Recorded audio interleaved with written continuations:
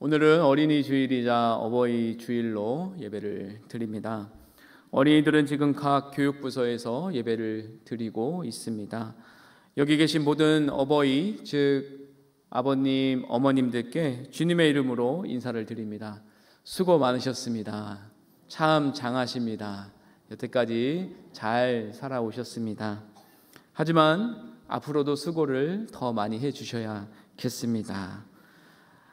우리 부모님이란 하나님께서 우리에게 하나님 역할을 1차적으로 보여줄 수 있도록 세워주신 분들입니다. 따라서 우리 인간이 감당할 수 있는 가장 귀한 사명이자 가장 고귀하고 아름다운 사명입니다. 하나님께서 그 사명을 맡겨주신 모든 분들 끝까지 그 사명에 충성하여 하나님의 은혜를 누리시기를 주님의 이름으로 축복합니다. 아멘. 오늘 또 특별히 평화성가대의 찬양 또 은혜롭게 특별히 들었습니다. 너무너무 감사드립니다. 네, 오늘 말씀의 제목은 다들 보셨듯이 성경은 위대하다입니다. 세상에서 가장 많이 팔린 책이 무슨 책일까요? 네, 제가 답을 다 이미 말씀드리고 여쭤봤습니다. 아마도 50억 부 이상이 판매됐을 거라고 합니다. 50억 부에서 약 70억 부 정도를 예상하는데, 또 이 성경은 가장 많이 팔렸을 뿐더러 가장 많이 읽힌 책이기도 하다고 합니다.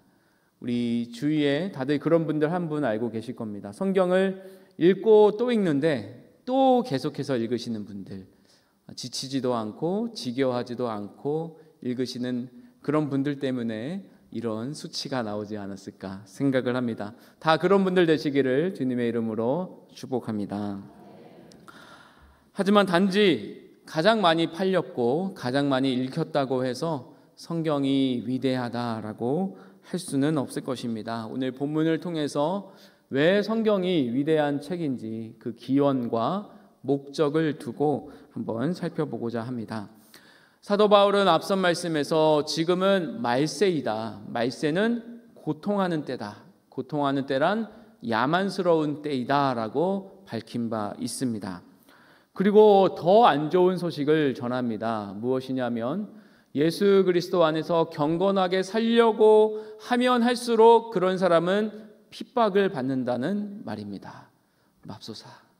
경건하게 살고 싶은 마음이 생기십니까? 저는 조금 움츠러 드는 것 같습니다. 하지만 또 거기다 무엇이라고 합니까? 이 시대는 더 악해질 것이다. 그리고 더 속이는 자가 많아질 것이다 라고 하는 것이 사도 바울의 경고입니다. 그렇지 않습니까? 세상은 정말 악해지고 또한 속이는 방법도 악랄해지고 속임수도 교묘해집니다. 보이스피싱으로 많은 돈을 순식간에 뜯기기도 하고, 또 편해지면 편해질 만큼 속이는 방법도 많아지고 편해지는 그런 세상입니다. 그렇다면 이렇게 야만적이고 고통하는 때에 또 서로가 서로를 잡아먹기 위해서 눈부림치는 그러한 시대에 우리 그리스도인들은 과연 무엇을 기준으로 무엇을 믿고 살아갈 수 있는가라는 질문을 던지게 됩니다. 그리고 오늘 사도 바울은 감사하게도 우리가 믿고 살 수 있는 기준 두 가지를 밝힙니다. 그 말씀을 오늘 나누고자 합니다. 먼저 14절입니다. 14절 말씀을 함께 같이 읽어보시겠습니다. 시작. 그러나 너는 배우고 확신한 일에 거하라. 너는 내가 누구에게서 배운 것을 알며. 아멘. 무엇이라고 시작합니까? 그러나 너는입니다. 그러나 너는. 오늘날 많은 사람들이 말합니다. 아니, 많은 그리스도인들이 이렇게 말합니다. 너무 어렵습니다. 살아가기가 벅찹니다. 힘듭니다. 사회가 이렇게 저를 압박합니다. 사회가 저를 이렇게 짓누릅니다. 인간관계가 저를 이렇게 옴짝달싹 못하게 만듭니다. 다른 사람들도 다 이렇게 살아갑니다. 그렇기 때문에 저는 그래서 나는 이렇게 할 수밖에 없습니다. 그래서 나는 이러이러합니다. 그래서 나는 이러저러하게 할 수밖에 없습니다. 라고 말합니다. 하지만 성경은 뭐라고 합니까? 그러나 너는 이라고 합니다. 그러나 너는, 그러나 나는. 충격입니다. 이러이러하기 때문에 저러저러 할 수밖에 없습니다. 라고 말하는 이 그래서 나는 이라는 이 세상의 태도에 대해서 성경은 그러나 너는 이라고 말하고 있기 때문입니다.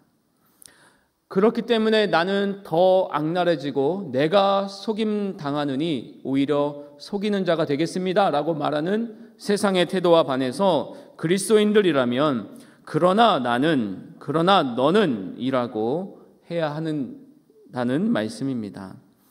하나님께서 오늘 우리에게 이렇게 말씀하실 때 우리 속에 왜 불평하는 마음이 생기지 않겠습니까? 하나님 알지도 못하면서 이렇게 생각하시지 않겠습니까? 하나님 제 상황에 처해 보셨나요? 제가 지금 이렇게 힘들어하는 것을 알고 계십니까? 라고 묻고 싶은 마음이 왜 안 생기겠습니까? 하지만 우리 하나님께서는 나 자신보다 나 자신을 더 아시고 나 자신보다 내가 처한 상황을 더 잘 이해하시고 내가 나를 사랑하는 것보다 나를 더 사랑하시는 분이십니다. 그렇기 때문에 그러나 너는 이라고 말씀하시는 것입니다. 그렇기 때문에 그러나 너만큼은 다른 선택을 내리면서 살아달라라고 우리에게 부탁하시는 것입니다. 그래서 내가 너를 믿고 이 믿음을 주고 너에게 삶을 맡기지 않았니? 라고 우리에게 말씀하시는 것입니다. 이 부르심에 어떻게 반응하시겠습니까? 그러나 너만큼은 라고 할 때 아멘, 그러나 나는 이라고 화답하시는 우리 모두 되시기를 주님의 이름으로 축원합니다. 이렇게 우리가 결단할 때 하나님께서는 그러나 나는 이라는 이 삶을 끌고 갈 능력을 우리에게 주십니다. 그래서 나는 이라고 말할 때 그러나 너는 으로 살아가라고 하시면서 그 근거를 주십니다. 두 가지가 있습니다. 첫 번째로 너가 배우고 확신한 일들에 거하라 라는 것입니다. 너가 확신했던 일, 너가 배웠던 일, 또 너가 누구한테 배웠는지를 떠올리면서 그 안에 거하라는 것입니다. 이 말씀은 우선 바울 사도가 사랑하는 제자 디모데에게 전하는 말씀입니다. 내가 너와 함께 전도 여행을 10수년간 하지 않았느냐? 우리가 함께 했던 그 사역 가운데 너가 나에게 배웠던 것, 나에게서 확신했던 것들, 그것 안에 거하여 달라라고 부탁하는 말씀인 것입니다. 우리 교회를 보시면 작년에 김지현 목사님께서 목사 안수를 받으셨습니다. 그리고 올해는 5월 24일에 우리 장도영 전도사님이 목사 안수 또 받으실 예정이십니다. 저는 딱 10년 전인 2015년에 목사 안수를 받았습니다. 그때 목사 안수를 받으며 저는 큰 결단을 했습니다. 주기철 목사님의 말씀처럼 일사각오, 즉 한 번 죽기를 각오하겠다. 주님을 위해 이 목숨을 바치겠다라는 큰 또 굳은 결의를 가지고 목사 안수의 자리에 섰습니다. 그런데 거기에 머물기가 쉽지가 않습니다. 같은 자리를 지키고 그 결의를 지킨다는 것이 참 쉽지 않습니다. 그리고 그 마음을 붙잡고 있는 일이 참 어렵습니다. 그게 우리 모두 인간의 어쩔 수 없는 형편인 것 같습니다. 그리고 배웠던 일도 흐릿해집니다. 명석했던 머리도 아직 총명하다고 생각하실 수 있겠지만 흐릿해지고 배웠던 것도 좀 까먹게 되고 확신했던 일도 내가 그거를 어떻게 확신했었던가라는 생각이 가끔은 들기도 합니다. 따라서 이 말씀은 다름 아닌 저에게 먼저 선포하는 말씀이 됩니다. 그러나 대은아 너는 너가 배우고 확신한 일에 거하라 라고 말입니다. 내가 배웠던 것들, 확신했던 것들 다시 생생하게 떠올리고 그 안에 거하기를 소원합니다. 우리 여기 계신 모든 분들 그 배우고 확신했던 일들에 거하시는 은혜 있기를 주님의 이름으로 축원합니다. 하지만 한 번 죽겠다는 각오로는 어렵습니다. 그래서 매일 죽겠다는 각오를 하셔야 합니다. 일사각오가 아니라 매일사각오입니다. 그래서 사도 바울은 이렇게 고백하지 않았습니까? 나는 날마다 죽노라 말입니다. 내가 매일 죽겠다고 결단하신다면 그렇게 살아가실 수 있는 용기와 힘 역시 하나님께서 주실 것을 믿습니다. 그 다음에 살펴본 구절은 내가 누구에게서 배운 것을 알며입니다. 생각해보면 여기 계신 모든 한 분 한 분은 누군가에게서 예수 그리스도에 대한 소식을, 복음의 소식을, 기독교가 무엇인지, 교회에 대해서 무엇인지 배우고 듣고 이 자리에 오셨습니다. 저는 기억하기도 전에 저희 부모님으로부터 그런 교육을 받았습니다. 또 여기 계신 모든 분들이 그러한 이야기를 전해 들으셨습니다. 그런데 그분 역시 또 누군가에게서 그 얘기를 들으셨을 것입니다. 그리고 그분도 그분의 이야기가 신뢰할 만하구나 라고 했기 때문에 또 그 이야기를 듣고 따랐을 것입니다. 그렇게 몇 단계 거슬러 올라가다 보면 어떻게 됩니까? 여기 계신 분들 거의 대부분은 저기 양화진 외국인 선교사 묘지에 묻혀 계신 선교사님들에게서 예수님에 대한 소식을 들었고 교회가 무엇인지 믿음이 무엇인지에 대해서 들었기 때문에 지금 여기 계신 것입니다. 그리고 그걸 또 거슬러 올라가다 보면 미국으로도 갈 것이고 또 유럽으로도 갈 것이고 또 거슬러 올라가다 보면 중동에 이르를 것입니다. 그리고 마침내 한 분 누구에게까지 이르겠습니까? 예수 그리스도이십니다. 즉 예수 그리스도로부터 배운 것들이 지금 우리에게 이어져 있기 때문에 우리는 배우고 확신한 일에 거할 수 있다라는 것입니다. 이 믿음은 신뢰할 만합니다. 이렇게 보면 우리의 믿음은 절대로 나 혼자의 것이 될 수가 없습니다. 나 혼자 믿는 믿음이란 없고 독불장군식의 믿음은 없습니다. 우리는 모두 남에게 이 생명의 소식을 비쳤고 빚지는 동시에 또 빚을 주는 사람들입니다. 이 믿음의 공동체성이야말로 우리가 신뢰할 수 있는 믿음의 첫 번째 근거입니다. 여기 앉아 계신 모든 분들, 우리 평화교회에 아름다운 믿음을 가지셨던 그 선배님들의 모습을 보시고 이 자리에 계신 분들 많으시리라 믿습니다. 그분들이 어떻게 가르치셨습니까? 그분들이 어떻게 믿음의 모습을 보여주셨습니까? 이제는 우리가 그 믿음의 선배가 되어야 합니다. 우리 믿음을 전수해야 하고 가르쳐야 하고 전달해야 합니다. 그리고 너 디모데야 배우고 확신한 일에 거하라고 한 것처럼 여기 계신 모든 분들도 너 누구누구야 내가 너에게 전해주고 확신하게 한 일에 거하라고 말씀하셔야 합니다. 그 믿음이 그 은혜가 있기를 주님의 이름으로 축원합니다. 이제 사도 바울은 믿음의 한 축인 이 믿음의 공동체성에 더불어서 한 가지 더 중요한 기초를 밝힙니다. 그것은 바로 성경입니다. 15절 말씀을 한번 같이 보시겠습니다. 같이 읽겠습니다. 시작. 또 어려서부터 성경을 알았나니 성경은 능히 너로 하여금 그리스도 예수 안에 있는 믿음으로 말미암아 구원에 이르는 지혜가 있게 하느니라. 아멘. 어려서부터 성경을 알았다고 합니다. 우리 사도 바울은 약 10수년 전에 루스드라로 전도 여행을 떠납니다. 사도행전 16장에 기록되어 있는데 거기서 처음으로 디모데를 만났습니다. 그래서 아마도 거기에서 디모데가 어떤 환경에서 믿음을 갖게 되었는지 알고 있었으리라 생각을 합니다. 그렇기 때문에 너가 어려서부터 성경을 알았다라고 말하는 것입니다. 그리고 그 자세한 내용을 디모데후서 1장 5절에 이렇게 밝힙니다. 디모데후서 1장 5절 말씀도 한번 같이 읽어보시겠습니다. 이는 내 속에 거짓이 없는 믿음이 있음을 생각함이라. 이 믿음은 먼저 내 외조모 로이스와 내 어머니 유닉의 속에 있더니 내 속에도 있는 줄을 확신하노라. 아멘. 누구에게서 받은 믿음입니까?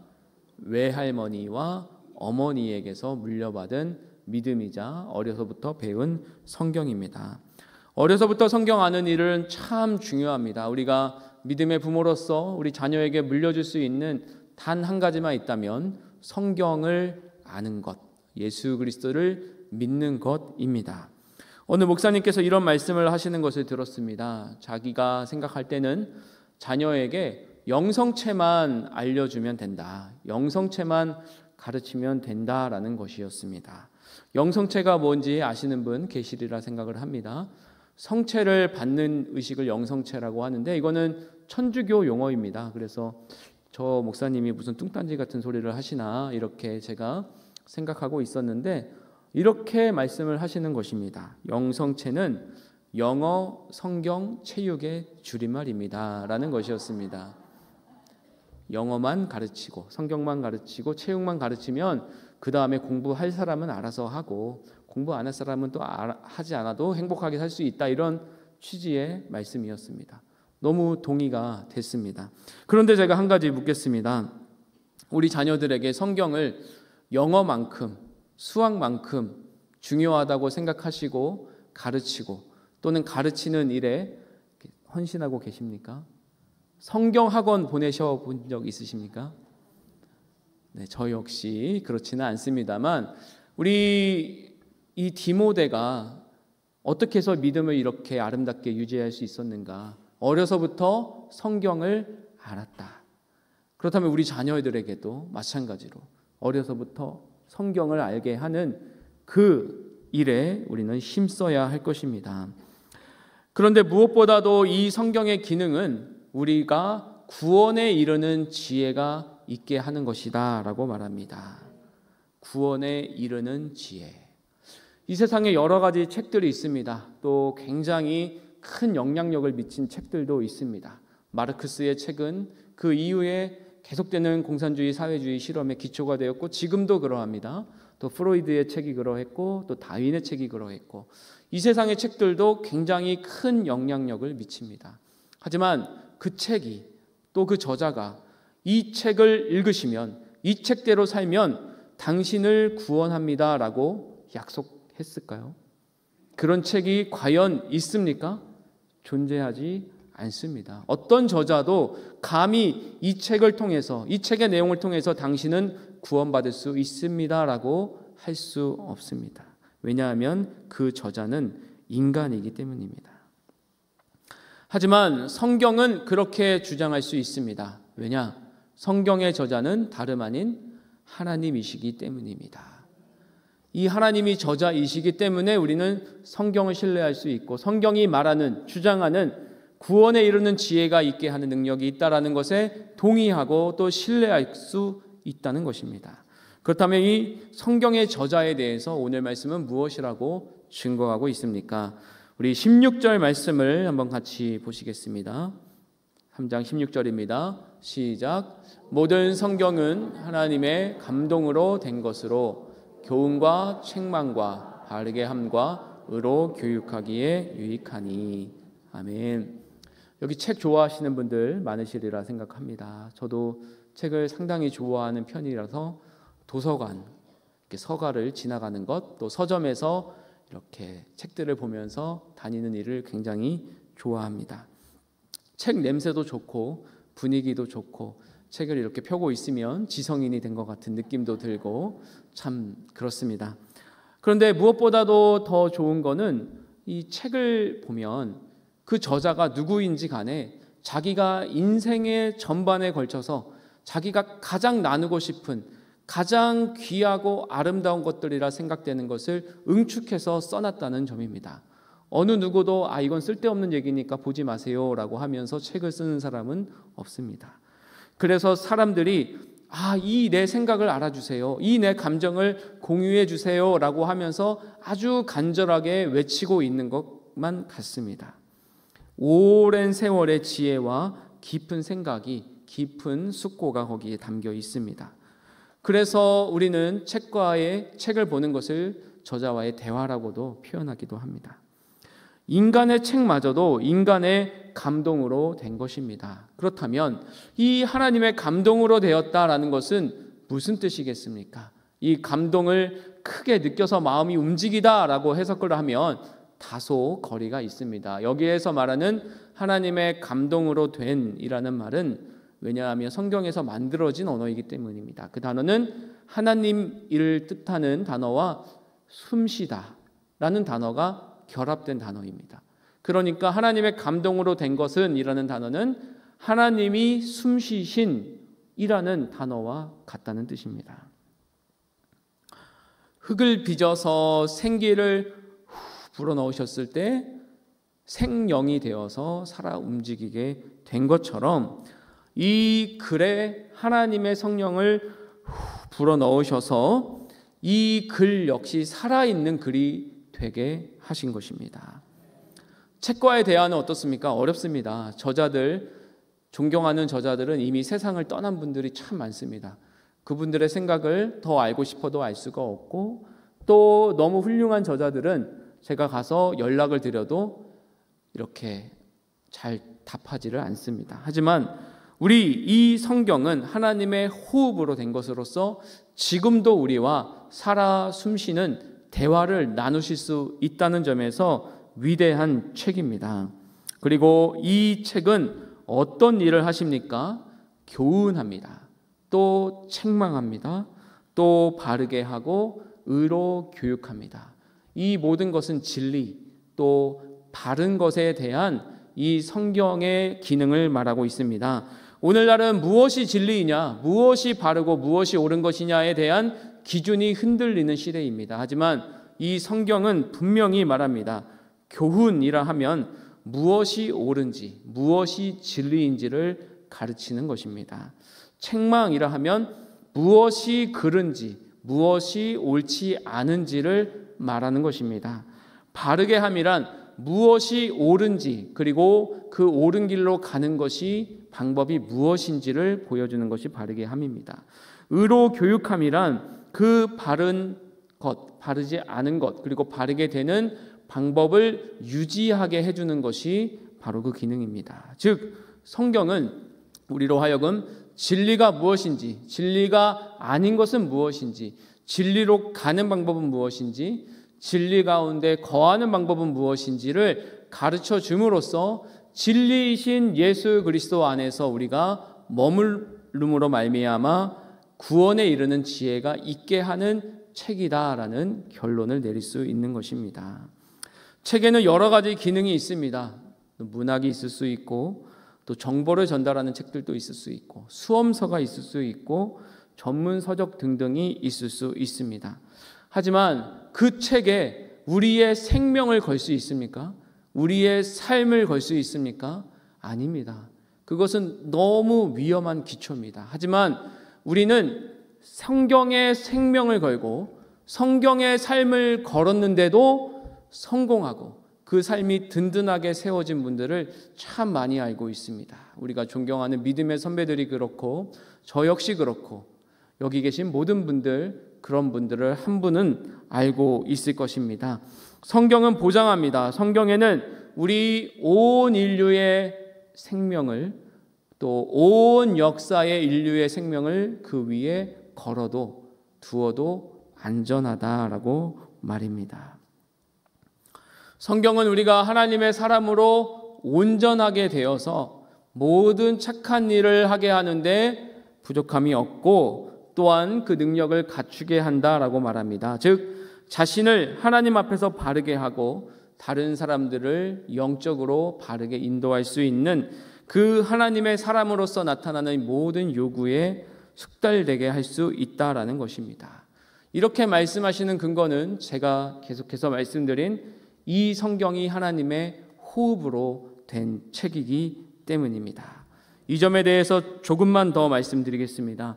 우리는 성경을 읽을 때 하나님이 내쉬시는 호흡을, 숨결을 받아들이게 되는 것입니다. 성령님은 말씀을 통해서 우리 안에 들어오시고 우리 안에 죄악된 것들, 세상의 가치와 세상의 생각으로 가득 찬 것들을 그 호흡으로 밀어내십니다. 그러면 우리는 어떻게 반응합니까? 그 밀어낸 것들을 기도로 토해냅니다. 그래서 우리 안에 가득 찼던 것들을 말씀으로 밀어내고 다시 한번 하나님께 올려드리는 것입니다. 우리의 호흡과 정말 유사하지 않습니까? 우리 몸에 있는 노폐물들을 새로운 공기를 들이마심으로써 내뿜고 또 들이마심으로 또 내뿜고 이 과정을 계속하는 것이 성경을 읽는 과정이라는 것입니다. 우리 로마서 8장 26절 27절이 이 과정을 아름답게 설명하고 있습니다. 한번 같이 읽어보겠습니다. 시작. 이와 같이 성령도 우리의 연약함을 도우시나니 우리는 마땅히 기도할 바를 알지 못하나 오직 성령이 말할 수 없는 탄식으로 우리를 위하여 친히 간구하시느니라. 마음을 살피시는 이가 성령의 생각을 아시나니 이는 성령이 하나님의 뜻대로 성도를 위하여 간구하심이니라. 아멘.